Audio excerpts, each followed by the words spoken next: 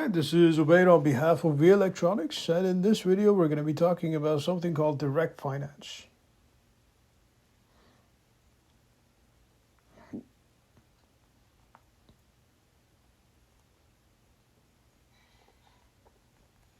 Now, when it comes to direct finance, it has to do with brokerages, it has to do with brokers, it has to do with the middlemen, the investment firms, the banks, so on and so forth.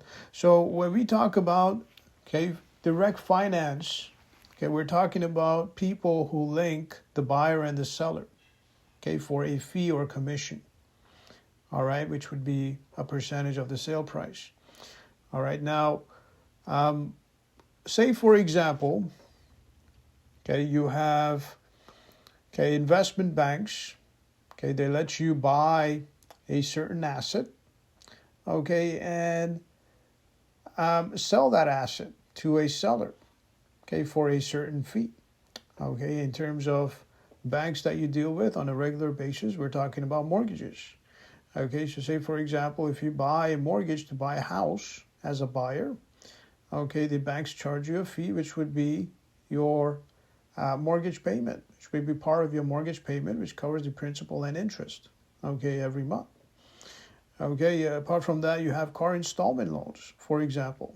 When you buy a new car or a used car, whichever one of those two, you have banks offering you loans. Your car installment loans, your auto loans, even personal loans, if you want to use those for your purchase. So in that case, what's going to end up happening is, you're going to borrow money from the bank, you're going to pay interest every month along with the principal. This is how you get linked to the seller. Or this is how a buyer gets linked to the seller. So the seller gets the money from the bank, and the buyer receives money from the bank to pay to the seller. And in exchange, the buyer would make monthly payments, along with principal and interest. And this is how you have investment banks becoming what we know as intermediaries, or the middle